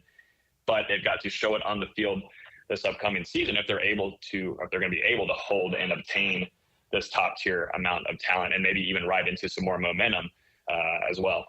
Logan, certainly I want to talk about this year's team with you. Final recruiting question. We know Mike Norvell has lived and, quite frankly, died in the transfer portal the last couple of years, but it seems to me that there is a conservative effort now to really attack the high school recruiting, and Florida State is doing that maybe more so than they've done in Norvell's tenure there. Do you agree with that? I think so. Well, I would say the big hit on Mike Norvell has always been that he's able to get these guys on campus. He's able to get these official visits. He's able to even obtain these commitments. But the one thing is at the end, these guys either are committed to Florida State or they flip, they're flipping over, or, they're in the running there. They're always in second place, it feels like. And, I try to think of how much resources that Florida State has tried to maneuver into its high school recruiting efforts. And I think, too, when you had the transfer portal that you took last year, you relied a whole lot on a new quarterback, DJU, who was not the talent that you thought he would be for you. And then you also had some other guys like Malik Benson, who you brought from Alabama, who didn't have any production there, and you're relying on him to be your wide receiver one. They completely flopped in the transfer portal last year, and I think they lost a lot of their focus, too, at the high school recruiting ranks. So I think there has definitely been a little bit of a meter change of making sure that we're going back and doing what we need to do in the state of Florida around our region and put a focus towards that. But that also, when you make a focus towards that nowadays in college football, you have to put a lot of NIL, a lot of money. A lot of these contracts have to be agreed with these recruits and their families, all that kind of et cetera stuff. But, I think there has been a little bit of a change there. But it all, like I was mentioning, it's all going to come down to how these guys perform. And we're getting close. Florida State's got a game next month, and there's a lot of chatter about that one as well. But recruiting is going to be a big focus at the high school level moving forward for Mike Norvell and his tenure. Logan Robinson, the owner and the founder of Knoll Game Day, with us here on 1010XL in Jacksonville. You mentioned Florida State plays a football game next month. They open up the renovated stadium there at Doak Campbell Stadium in Tallahassee, and they welcome in the Alabama Crimson Tide. And bulletin board materials never scored any points on a scoreboard, Logan, but nevertheless, a big deal has been made in the state of Alabama recently about quarterback Thomas Castellanos' comments that he made to a website a couple of weeks ago regarding Alabama and the fact that Nick Saban is not there any longer. You cover Florida State as close as anybody, man. What did you make of Castellanos' comments? Well, first, I thought that the quote was from a fake troll account. I know a lot of your listeners, including you, we're on X. We're seeing all kinds of crazy stuff in troll accounts now. So when I saw that quote, Castellanos, I first had to double check. Like, this can't be real. And sure enough, it was real. And, we heard a lot of things during spring camp. This guy is very vocal. He's very outgoing. He's very transparent. And that's something that has attracted a lot of his teammates to him. And so you go from a guy like DJU, who we're just discussing, silent, quiet, doesn't say much. There's nothing really coming out, not a lot of emotion, just feels like you're just looking at a statue. And it felt that way, not only just with his personality, but on the field, 100%. It was awful. But then you go over to Thomas Castellanos. This guy's chirping. He's talking trash. He's even talking and chirping to some of the coaches from what I was told during some of those scrimmages as well. And that's something that is just a whole 180 from what you've seen even during Mike Norvell's tenure, maybe going back to Jameis Winston, a guy that's vocal and, the type of personality that he holds going all the way now into the NFL. But Jordan Travis wasn't that way. He wasn't a guy that's going to talk a ton. And he would just show you on the field for the most part. But maybe even going back maybe to Jared Verse, he's a guy that was really chirpy, talkative, and brought juice to practices. That's something Thomas Castellanos is bringing. I feel like at first I was like, maybe you shouldn't say all that kind of stuff. But you kind of got to remember, though, he wasn't a part of that 2-10 team. Him, Deuce Robinson, Squirrel White, a lot of these newcomers that have came in and transferred over, they weren't a part of that. I think, at least Castellanos to me, is trying to bring some energy and trying to put the past in the past in a lot of these guys' heads that were still on the roster from last year and know, hey, this is a new team. This is Florida State. This is how the bar should be set. And I think that he noticed, too, a lot of confidence was lost maybe in the locker room from some of those guys, and he's trying to bring that back up. And I think it's actually, I don't think everything's great that he said. He talked also about Boston College and his time there, and I don't think some of those things need to be said. But he's a very transparent guy, and either you like it or you don't. We will see how he wants to respond to that, because I know he's getting a lot of chirps from a lot of former Alabama players. They're not happy about it, but that's kind of what he's wanted to do, is try to stir up a little bit of a conversation. And to be honest, for me, Ryan, we're in the sports media business. Not a lot of people have been talking about Florida State, Alabama, until Thomas Castellanos started chirping and saying all this kind of stuff. I love it. It generates a lot of buzz for us, and it's going to create such a better atmosphere, I think, at least going in that first quarter between Florida State and Alabama when we get to August. Yeah, there's no doubt. I don't hate the fact that he said it. As a sports radio host in the summer, the fact that he said it in the summer, yeah. I commend Thomas Castellanos for saying what he did about Alabama. A couple more for Logan Robinson. All right, I always talk about May, June, and July, Logan, being the months of hope in college football, fan bases, and maybe even team media from around the country. Because when you talk to people, there's hope, right? Hope springs eternal. A dark horse conference championship could be in the works, or a dark horse college football playoff run. Yet I get the sense, and this is more regional than it is local, so I'm curious your thoughts, but in talking to people that cover, I guess, the southeastern part of the country when it comes to college football, they're not overly high on Florida State entering the year. I mean, they don't think they're going to be a dumpster fire again, but I'm hearing 6-6. I'm hearing 7-5, things along those lines. I mean, what's your thought on the Seminoles entering 2025? I've got some big question marks, and I think it leans more on the offensive side for me, which is concerning to me because that was what was just god-awful last year. I mean, of course, all across the board, except for your special teams, your great special teams players that are no longer on your team going into this season. But the biggest question mark to me, though, is that offense. And, you would think, a guy like Gus Malzahn, who Florida State faced there in that 2013 national championship and has had success in recruiting and getting some guys at the quarterback position, also to what he did with Nick Marshall. Now you think that you can maybe do that with Thomas Castellanos. I think it's a lot of that's my biggest concern. And also to the running game for Florida State. Yes, they revamped their offensive line, which they had to. Ryan, you and I could have been out there blocking for the Florida State Seminoles last year. I mean, that's how god-awful they were. And that's the thing. Florida State's got to help out Thomas Castellanos because, yes, He's not going to threaten you a whole ton with his arm. Can he take shots? Absolutely. And that's something Gus Malzahn is hoping to do, but that's not the main focus of this offense. They are going to run the ball, but they've got to make holes for these running backs. And I think there's been some question marks during spring camp from what I've heard of them not entirely liking that room. And there's a reason why they put a lot of money, a lot of NIL effort in the high school recruiting game. Ousmane Kromah that they flipped from Georgia. That was a major surprise to us. We thought maybe Florida State felt pretty comfortable and nice with that running back room. Showed us right away. No, they were not. They needed someone back there, and they feel like they've got something there. And sure enough, Ousmane Kromah is a really talented back that we'll probably see very early on in this 2025 season. But it relies on this offensive side of the ball to me. And Gus Malzahn, now he's away from the head coaching gig. He can now step back.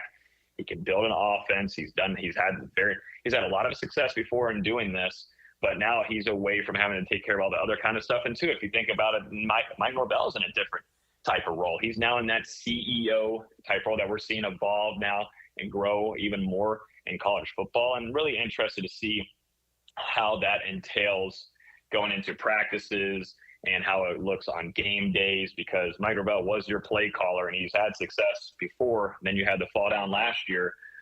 It's going to be very interesting. I think it's good for Mike because he already works like a CEO. He's over in different kind of areas, but now he gets to specifically go over the defense if things are not looking good throughout the week, or he can go over to his running back room and make sure things are navigating the right way. But he's also your game call play caller as well. He had a lot of things on his shoulders and he tried to do a lot.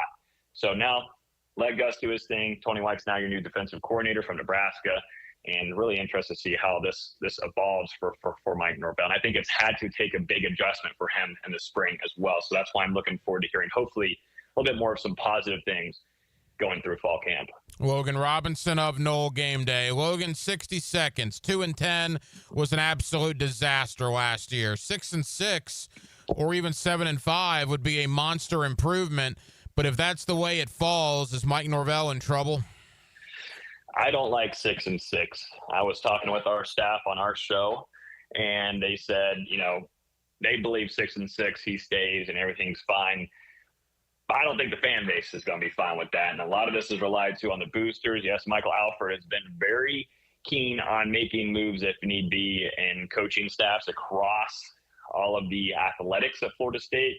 But, there's a lot of money they also put into this new staff. I just don't know if 6-6 doesn't cut it for me after all the investments you made and what you've been doing in IL, what you've been doing with the new coaching staff. But I don't like that. I think you got to go. I think 7-5, it secures you for another season. But 6-6, there's a true conversation of if you're going to be here any longer for Mike Norvell. Not only are you ramping up coverage with Nole Game Day, you got Bucks Game Day as well as training camp there in Tampa about 2 weeks away. Final question, what is the thought about Tampa Bay coming into the year?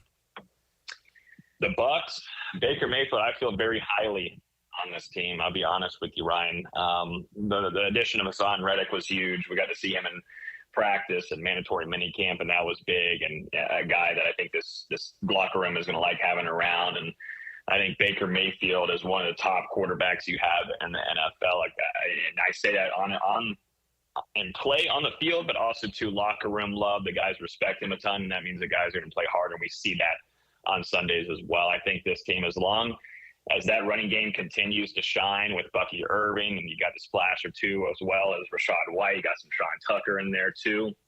And you got to think, this offense was one of the top in the NFL last year, and they just reloaded and added more talent with Emeka Egbuka from Ohio State, a very reliable wide receiver. You had Jalen McMillan go crazy last year at the end of the season. You got Chris Godwin hopefully coming back to return fully healthy, and of course the Mike Evans. I mean, that offense looks scary. And if the defense can fix a few things, and I think Todd Bowles is trying to do that, make some things a little bit more simpler, and they got a lot of young talent there as well. I think this team has a really strong chance to make a better run than they've had in a very long time in the playoffs. And that's something Todd Bowles needs to do with this upcoming season coming up. Logan, tell the Florida State fans here in Jacksonville, man, about Nole Game Day and the coverage you guys will have as ACC kickoff approaches. We'll have all kinds of goodies at NoleGameDay.com. You can follow us on Facebook. We're on X. We're also on all platforms. We're also on YouTube as well. Tons of interviews. Mike Gravel talking to you. We also do a show once a week over there on our YouTube channel at Nole Game Day. So I appreciate you, Ryan, as always, being able to allow me to hop on here and talk some Florida State Seminoles. We're getting closer. We're getting very close. Logan Robinson, the owner and the founder of both Nole Game Day and Bucks Game Day. Logan, it's about to get very busy. Thank you for taking time out. We'll talk again soon, pal. Thanks, Ryan. Talk to you soon. What are the many ways to experience 1010XL? Why don't we just take it from the top? Twitter, Facebook, Instagram, TikTok, YouTube, at 1010XL. Are you living with diabetic neuropathy? That pain and numbness in your hands or feet? What about chronic knee or shoulder pain? Maybe you've tried various treatments, but they've been ineffective. Now there's a solution. Dr. Ferdinand Formoso specializes in advanced pain management and offers breakthrough neuromodulation treatments for those conditions. His innovative treatments target the source of your pain, offering relief where medications may fall short. All procedures are performed outpatient with no hospitalization required. Just a chance for you to feel and live better. If you want to learn more, Dr. Formoso is hosting free informational classes where he'll explain the benefits of neuromodulation therapies and how they can help eliminate your pain. Spaces are limited, so call to reserve your spot now with offices on the South Side, West Side, and Jacksonville Beach. Relief is possible with Formoso spine and joint pain specialists. Paul's new drone startup just lost its most genius computer scientist. We just lost our best genius to some new genius who's got a genius new idea. I'm going to have to find a new genius, or two half geniuses, and fast. He needs a computer scientist that can keep his startup from falling down. I need Indeed. Indeed you do. When you sponsor a job on Indeed, it's easier for talented candidates to find it, which makes it easier for you to hire them. Visit Indeed.com/credit and get $75 towards your first sponsored job. Terms and conditions apply. Are you ready to play this summer? At the First Coast YMCA, we're committed to being your home for health and wellness and a place for friendly competition with team sports for adults and for kids.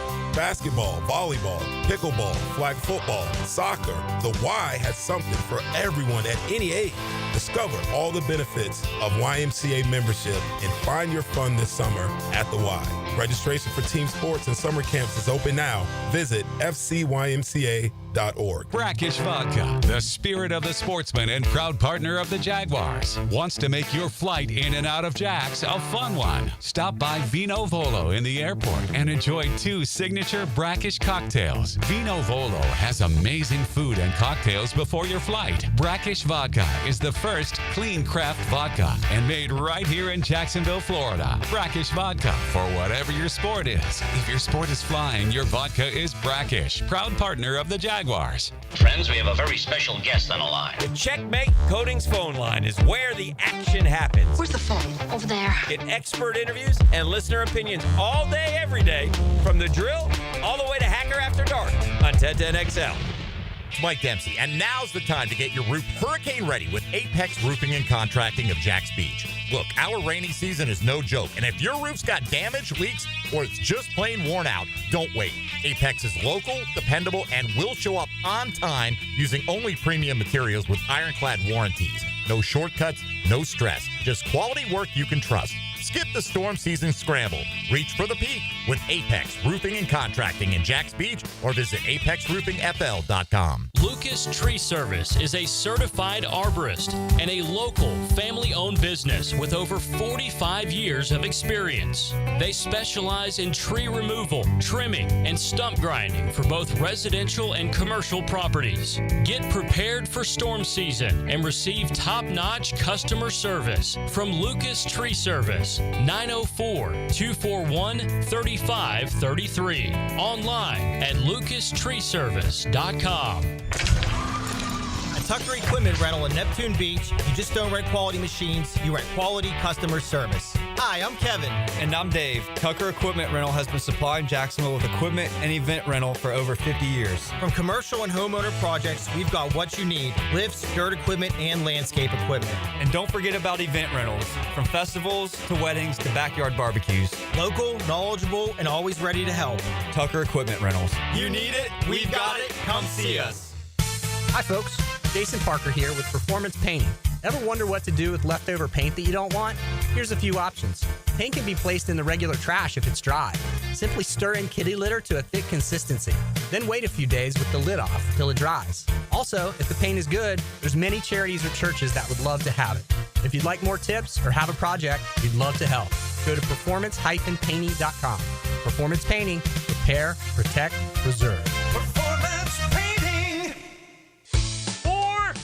Guys, want a golf course fairway quality lawn? TopDressing.com just landed in Jacksonville with the golf course secret for St. Augustine grass homeowners. A patented process that aerates and turns your turf into a fairway stunner. Serious golf course technology, but in your yard. Less water, tighter cuts, total neighborhood domination. No one else scores a perfect 10 lawn. Hit TopDressing.com now. You will own the block.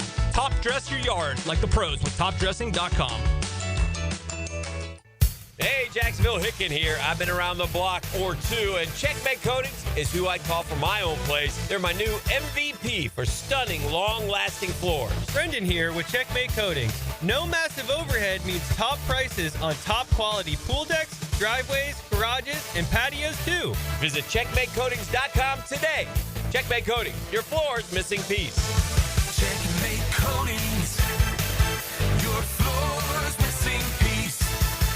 1010XL is presented by Farah and Farah, exclusive injury law firm of the Jacksonville Jaguars. Protecting you and your family. Call 396-5555. Jacksonville. This is Hacker After Dark on 1010XL. Yes, it is. Thank you to Logan Robinson of Knoll Game Day for joining us here on Hacker After Dark. Coming up in about 15 minutes or so, our AFC South preview continues. We started back in early May, one division per week, leading up to the start of Jaguar training camp. Well, I'm on vacation next week, and then training camp is here the week after. So our final week of division previews will be in the AFC South. Obviously, we'll be making a ton of stops here with some of my media colleagues in Jacksonville, but we're going to look in Nashville and Indianapolis and in Houston as well, and that does begin tonight with Tyler Rowland. He is the host of the Locked On Titans podcast. What about Cam Ward? What about the new general manager, Borgonzi from Kansas City, that's now with the Tennessee Titans? Calvin Ridley coming into year number 2. And can you make the argument that Arden Key, former Jaguar, Arden Key, is the best edge pass rusher the Titans have on their roster right now? You probably could. We're going to talk about all of that with Tyler Rowland. Again, an in-depth look at the Tennessee Titans, the hated Tennessee Titans. That comes up in less than 15 minutes. A couple of things from the weekend and a couple of things from tonight to clean up before we get to Tyler Rowland. Mentioned this earlier, but congratulations to a true American icon. Sports, just when you say 4th of July, you think family, fireworks, and you think Chestnut. Joey Chestnut returned to Coney Island and claimed what was rightfully his 17th mustard belt, 70 and a half hot dogs. He gets it done. Just stimulating stuff over the weekend there at the Nathan's Famous Hot Dog Eating Contest. I don't know what they're ever going to do when Joey Chestnut retires, because I think back to last year when he wasn't in it compared to this year. The coverage of it, the talk about it is just night and day, all because of Joey Chestnut. So it was cool to see him back at it. I will say, JJ, that, look, I'm not going to break down professional eating, but it would be nice if he had some competition. I mean, that thing was over before it started. No one can beat him right now. And again, I don't know if he had like 21 in like the first, I don't even know, 97. Right. It was insane. I mean, no one on this planet can keep up with the guy. It's total domination. In one aspect, it's cool. In another aspect, you'd like to see it be a little more competitive, right? Yeah, he's basically, you're watching every year to see if he beats his own record. That's right. Because nobody competed. And you were talking about last year's. I don't even think I watched it like every year religiously. I love it.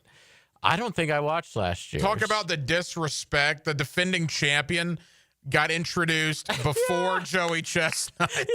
I mean, you want to talk that. about just a slap in the face. Normally, the champion comes out last, right? Well, not this year. Chestnut came out last. And a big shout out to my boy Eric Badlands Booker, who they basically created a contest for him. Yeah, they have a lemonade chug. Yes. And he's taken the crown for that once again. Good. I know you're a big Badlands Booker fan. I did see a graph on social media this weekend. If you go back to when Chestnut started the hot dog eating contest in 2005 to where we are now in 25, he's eaten roughly 1,289 hot dogs just in that competition alone, which is just... And think about the training involved. Oh, my gosh. It's like a daily thing. I remember the Kobayashi days when he was the one who dominated everybody, and then all of a sudden this guy came out of nowhere and beat him.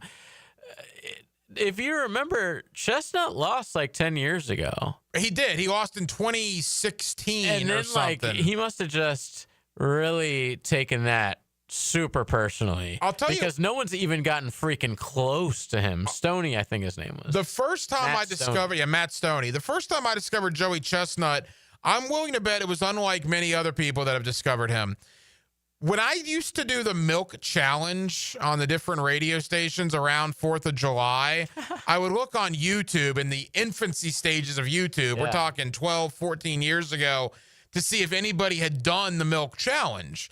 And Joey Chestnut, who lived in San Jose at the time, went into the San Jose radio station. This was probably, I don't know, 06, 07. It was right after he started in Nathan's Famous. He wasn't Joey Chestnut yet. Right. And he downed a gallon of milk in like 90 seconds. The video is unbelievable. It's so And I'm like, who is this guy? And now here we are 20 years later, and he's one of the fixtures in 4th of July. I'm telling you, family, fireworks, Chestnut. Oh, yeah. That's what we have for you. But you're right. We do need we need a rival. We need somebody to train, to take their vitamins, get in the gym, strengthen your stomach, do whatever you can, because somebody's got to challenge Chestnut because he's running away with this thing. It makes for very little intrigue. And it doesn't seem like a sport where you are forced to retire at a young age. No. I feel like he could be doing this for like 30 more years. Well, again, as they're introducing all those guys on Friday, most of them were 40 plus, and most of them were in very good shape.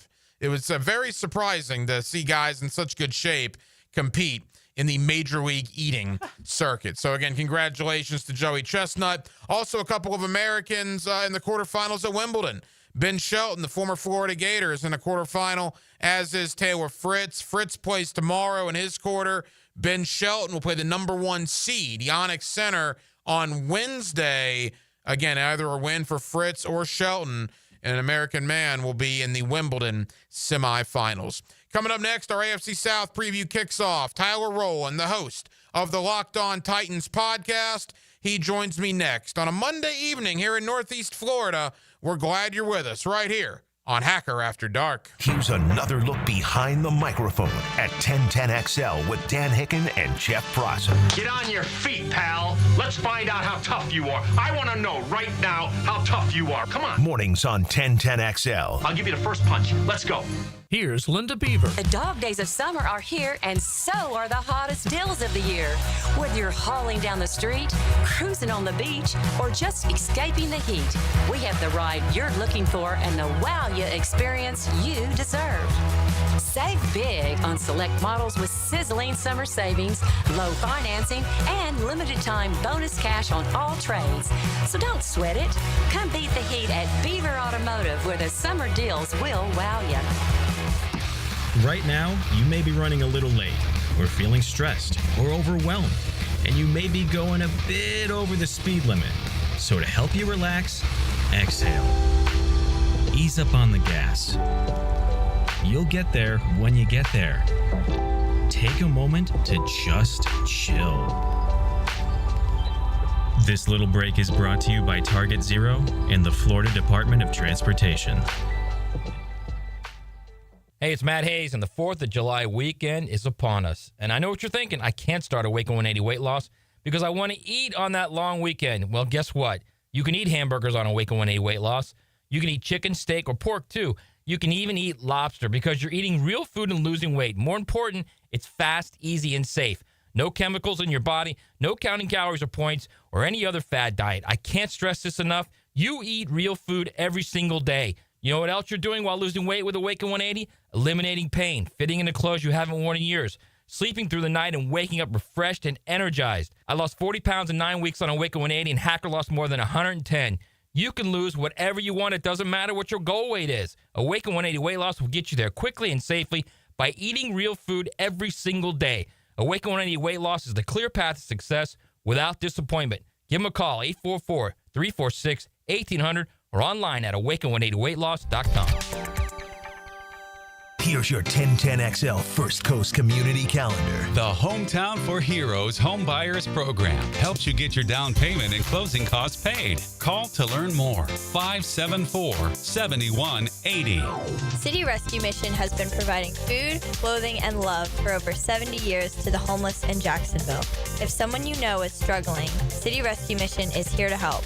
Learn more about the City Rescue Mission at crmjax.org. If you know someone with cancer and no insurance, call the U.S. Uninsured Helpline at 800-234-1317. The Creeks Athletic Association in St. Johns County offers a variety of sports for children 5 to 18. Learn how to get your child involved at caale.org. Builders Care is looking for volunteers, and there are so many ways you can help. Find out how at builderscare.org. If you're involved in a community event and you'd like us to help spread the word, find out how at 1010XL.com. I'm Max Fink, and I'll bring you the Gator Report several times weekly to keep you connected to Gainesville. The Gator Report, put together by San Jose Collision on the home of the Florida Gators, 1010XL. Go Gators! Brian Wall here. Would you take your paycheck, go to the bank, cash it, and then simply throw it up in the air? I didn't think so. But in a way, over the years, that is exactly what you're doing if you have old or builder-grade windows in your home. Even if you have a brand new home, those windows are not the best windows you can have to save on your energy bills. Window World has sold millions of replacement windows to homeowners like you, and Window World's customer satisfaction is the highest in the business. Please check Window World out yourself and save on your new windows and on your energy bills. Compare with other companies and you'll see Window World is simply the best for less. It's up to you. You can call Window World and get a free estimate, get the best guarantee in the window replacement business, save money on your new windows, and save more on your energy bills. Call Window World today at 904-443-7001 or go online to windowworldneflorida.com. Thank you for your business. Window World also offers energy-efficient doors. Get ready. The Jacksonville Rock Orchestra brings to life the magic of Fleetwood Mac. Like you've never heard it before. A 27-piece symphony fused with a full rock band, performing timeless hits like Rhiannon, Dreams, and You Make Loving Fun. One night only, July 11th at the historic Florida Theater. Get tickets today at floridatheater.com. Registration is now open for the Circle K Greater Jacksonville Kingfish Tournament. With over $450,000 in cash and prizes, fun starts on July 13th with the inaugural Kickoff Beach Tournament that has a $50,000 cash first place prize. There's also a junior offshore tournament and one for the lady anglers. Best of all, the winner of the General Offshore Tournament takes home a Contender 28T with twin Yamaha 200s. Register today at kingfishtournament.com. They were right. It could have waited. I can't believe it happened to me. Reaching to check my phone. Now my family has to hear that I'm never coming home again. Officer? I'm so sorry. I have some very sad news to share with you. Every day, 9 people on Florida roadways don't make it home. I was one of the people that didn't make it home. Ride with Do Not Disturb. Every trip, every time. Let's get everyone home safely. A message from Florida Department of Transportation, Target Zero. For more information, visit targetzerofl.com. 1010XL is presented by Farah and Farah, exclusive injury law firm of the Jacksonville Jaguars. Protecting you and your family. Call 396-5555. Jacksonville. Now, another great guest on the Checkmate Coatings phone line. Hello. Your floor's missing piece.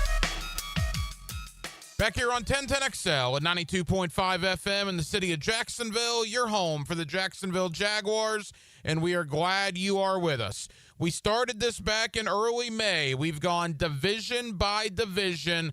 28 teams so far we've knocked out. This week is the final week, and it's the AFC South. We will obviously make stops in Houston, in Indianapolis, right here in Jacksonville, of course, but we will begin with the Tennessee Titans. Cam Ward and the Titans, Calvin Ridley coming into year number 2. What has their offseason looked like up in Nashville? Our guy when it comes to the Titans is Tyler Rowland. He is the host of the Locked On Titans podcast, and he's always kind enough to join us here on 1010XL. Tyler, I hope your summer's going well, man. How are you?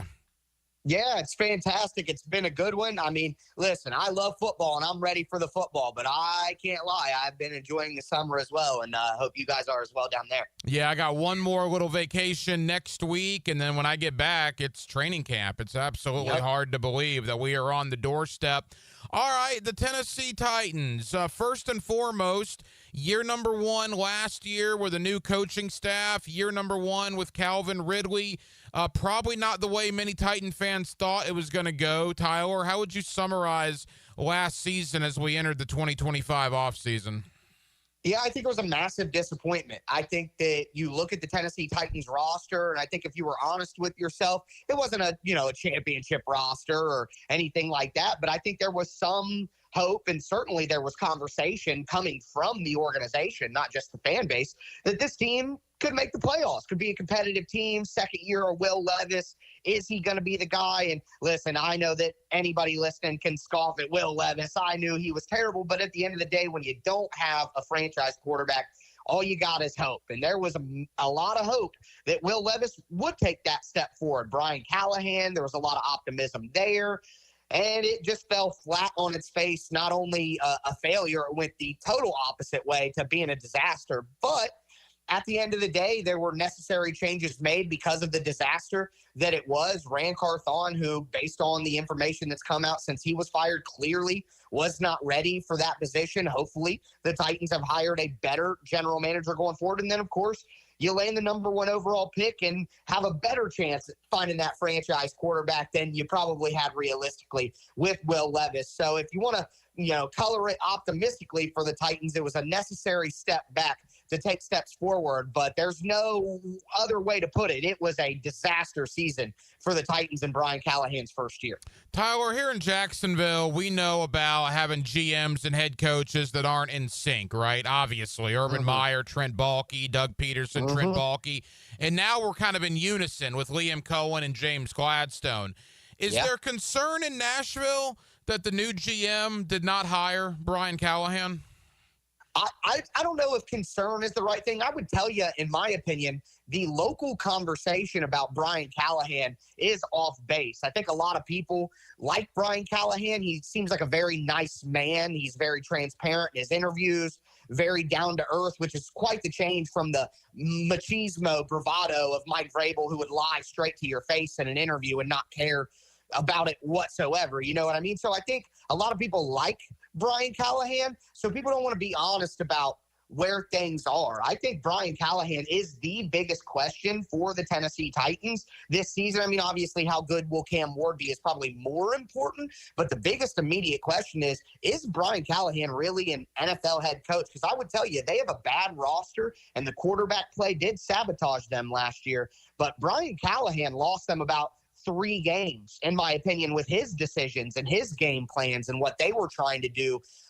So I don't think that Brian Callahan showed like, oh, the roster's bad and he was good. If he can he's a good offensive play design guy, which is what he did in Cincinnati. He got guys open, and the quarterbacks often couldn't make it happen because they were just bad quarterbacks. But that doesn't mean that you're a good NFL head coach just because you're a good play designer and maybe play caller as an offensive guy. I think that it's a realistic thing to think Brian Callahan might get fired after the season if things don't go well and Cam Ward doesn't look good. And it would be better for him to maybe be an offensive coordinator long-term than the kind of leader you need to be a head coach. So I don't think people locally will take it to the level that I think it deserves to go to. But Brian Callahan should be on the watch list from the jump. Like, there is no evidence that this guy is an NFL head coach right now. Tyler Rowland is the host of the Locked On Titans podcast. He's our guy when it comes to the Titans as our AFC South preview continues. All right, Cam Ward, how has the offseason gone for him, and what are your expectations for the rookie here in 2025? I think there have been some ups and downs, but you have to take away all positives, honestly. We're talking about off-season practices for a rookie transitioning from college to the NFL level. I think everybody who knows anything about football would admit there is a difference in speed and the windows and the timing of everything at the NFL level compared to college. That's how it should be going from amateur to professional, although no one really think you could call college players amateurs anymore at this point. But Cam Ward had some great performances. There was a day in mandatory minicamp he went 20 for 21, 14 straight in team. You know, he was cutting it up. But then the defense got him back the next couple of days. And Cam even said, hey, I'm trying stuff right now. I'm seeing what I can get away with, what I can't get away with. And he seemed pretty optimistic and positive about it. And I think for the Titans and for Cam Ward, the boxes that needed to be checked from the draft to this point aren't really like, hey, how does he look on the field? That's more training camp stuff. Does he have the necessary swagger you want from a franchise quarterback? Does he command his teammates already, even as a rookie who's expected to start week one, similarly to like a Trevor Lawrence? You know what I mean? You want to see him check the boxes of, is he a good teammate? Does he know the playbook? Is he locked in? Do his teammates respect him? Really more of a vibe check is what you want in these weeks that we've just gone through. So Cam Ward passed those things with flying colors, and his attitude and his mindset going forward does give you a lot of optimism if you're a Tennessee Titans fan. But at the end of the day, you know, he's a rookie quarterback with an unproven head coach with a bad cast of talent around him. It's going to be an uphill battle for Cam Ward to turn this team into a legitimate one. Year two for Calvin Ridley up in Nashville. Year one was, I think, decent. You tell me, you're obviously closer to it, but what is your thought on Ridley coming into 2025? Yeah, I've seen all the conversation online, and I know from Jacksonville's perspective, since it was kind of the egg on the face of Trent Baalke situation, the way he played that and the way that it worked out. So it's obvious that Jacksonville fans would want to lean towards, oh, Calvin Ridley was bad or didn't live up to whatever, and it was fine that we let him go, which it is fine that you let him go because Brian Thomas Jr. is already better than Calvin Ridley. So Jacksonville won that transaction of wide receivers, no matter how you want to look at it. But to be honest, Calvin Ridley was excellent. I mean, he had the occasional drop, which people in Jacksonville will love to point out. And he doesn't quite break tackles the way that you want, but he's never really been a guy who broke a bunch of tackles. He's a skinny, fast guy, but he went for 1,000 yards with Will Levis and Mason Rudolph and a team that went 3-14 with Nicholas Petit-Frere, who could be one of the worst players in the NFL. He's not even on a team right now, and he was starting at right tackle for the Titans for a lot of games last year. So I think what Calvin Ridley did to be 1,000-yard receiver within that offensive environment, I think Calvin Ridley was excellent last year. Is he a top 10 receiver? Is he a top 15 receiver? No, I don't think so. But he's definitely a good wide receiver. And for what the Titans have at wide receiver right now, absolutely worth the money that they paid him. So Calvin Ridley is, in my opinion, the second best player on the entire team. And he's not anybody who should take any arrows from anyone. Couple more for Tyler Rowland, the host of the Locked On Titans podcast, as our AFC South preview continues. Tyler, outside of Ridley, I know you were fairly critical earlier of the rest of the offense, at least the skill position. I mean, what is your thought on Pollard and Spears? I know former Gator Van Jefferson is in the mix. How do you expect this offense to look?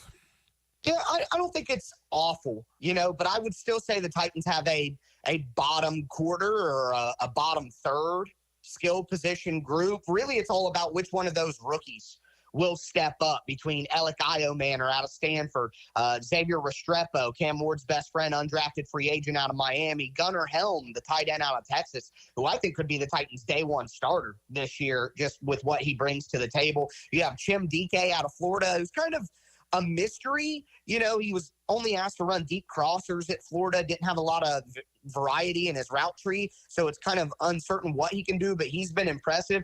Calvin Ridley is a good, solid, low-end wide receiver one, but after that, I'm not really enamored with anything the Titans have, whether it's Lockett or Jefferson. I think Spears and Pollard is a solid group. Tony Pollard's an underrated player. I mean, 12th in the NFL in rushing yards last year, 16 games. He had 80 less touches than a guy like Saquon Barkley. So I think Tony Pollard is solid. The running back group is the least of my worries. I think that is NFL quality. I would say it's average NFL quality with those two guys.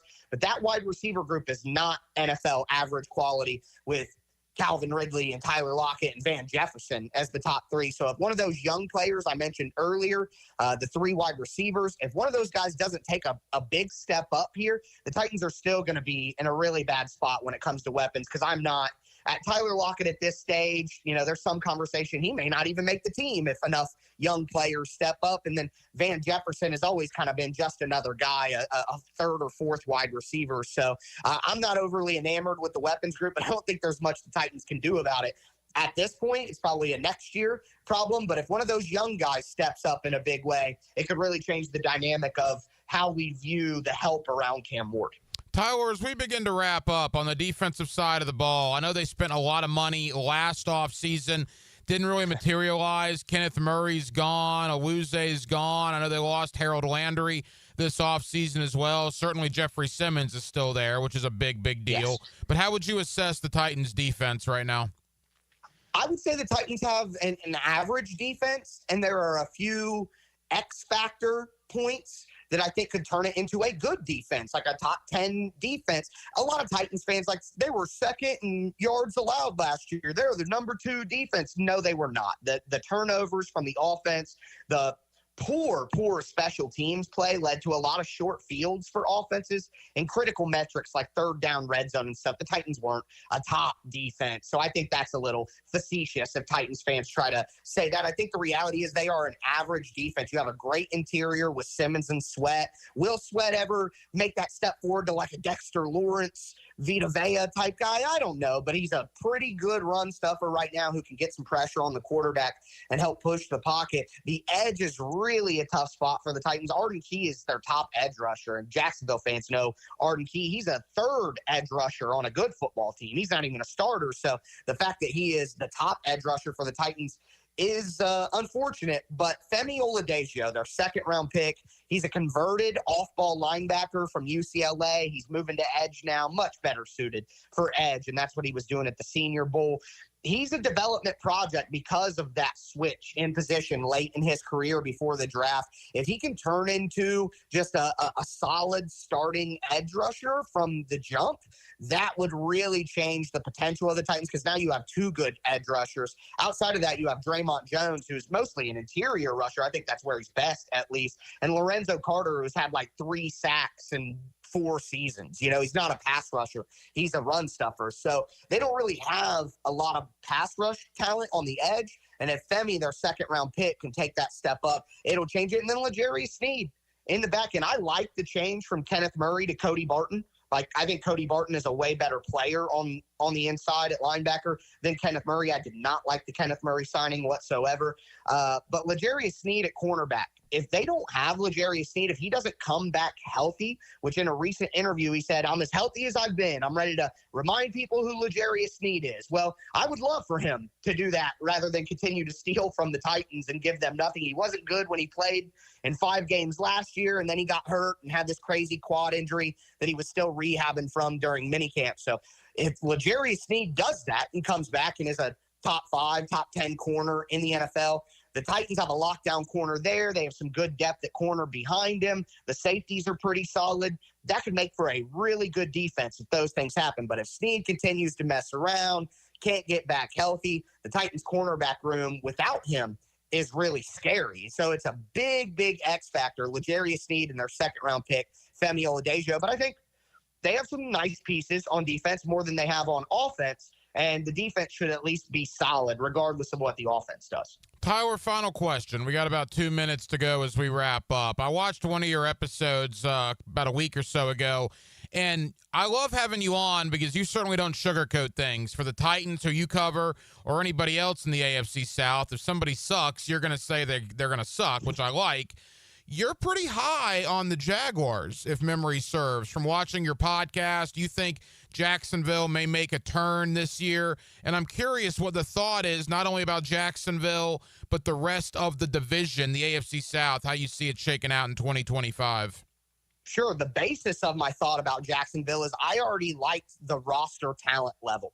That at edge, some in the second, I know the secondary is a question, but like some of the pieces they have. And then on offense, obviously you have a top-tier wide receiver.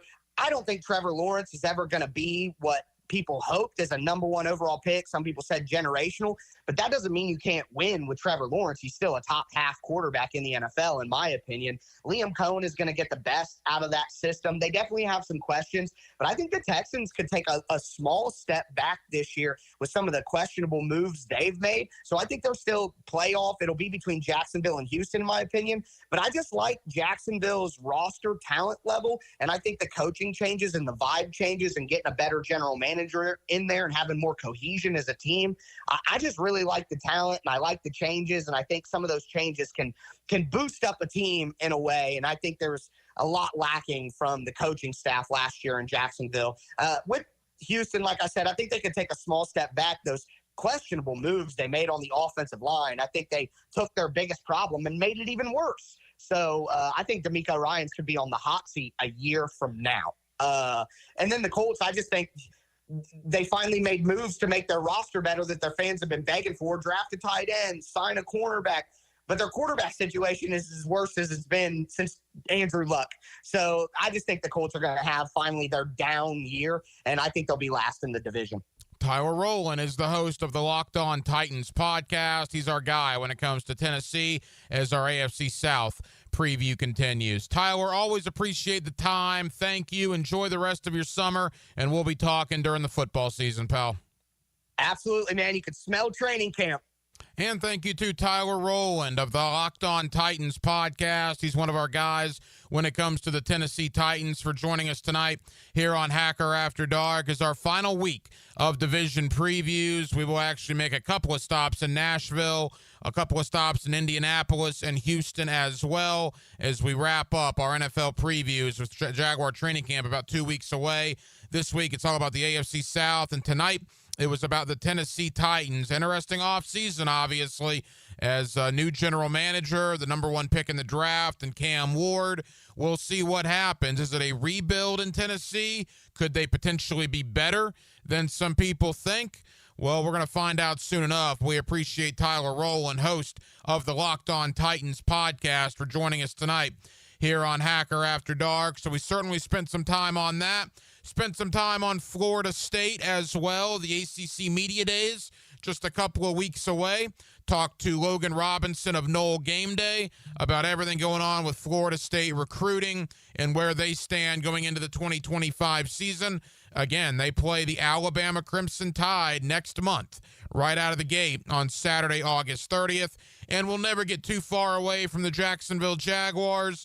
Just over 2 weeks away from Jaguar training camp. Talked a lot of Jaguars tonight leading in to that training camp. Well, that will just about do it, man. It has been a very, very busy Monday night edition of Hacker After Dark. We certainly appreciate you guys hanging out with us here on 1010XL and on 92.5 FM. We have a ton of people to thank. Again, Logan Robinson of Noel Game Day. He's the owner and the founder.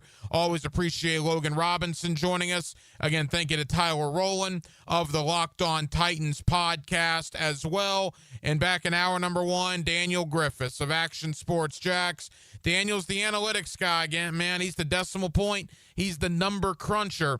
And we always appreciate Daniel coming on to share his thoughts with us regarding the Jacksonville Jaguars here on Hacker After Dark. Now, we will be back tomorrow night, and we will do it all over again beginning at 8 o'clock. JJ LaSelva was your producer tonight. JJ, great job as always, man. Appreciate you stepping in for Dylan Denmark, who was doing other shows this week, or tonight rather. So always thankful for JJ helping us out here on Hacker After Dark. I'm the hacker, Ryan Green. In Jacksonville, thank you for spending part of your Monday evening with us right here on Hacker After Dark, on 1010XL, and on 92.5 FM. So for all of us here on HAD, have a terrific remainder of your Monday evening, and we will talk to you again tomorrow night on a Tuesday beginning at 8 o'clock. Until then, good night, Jacksonville.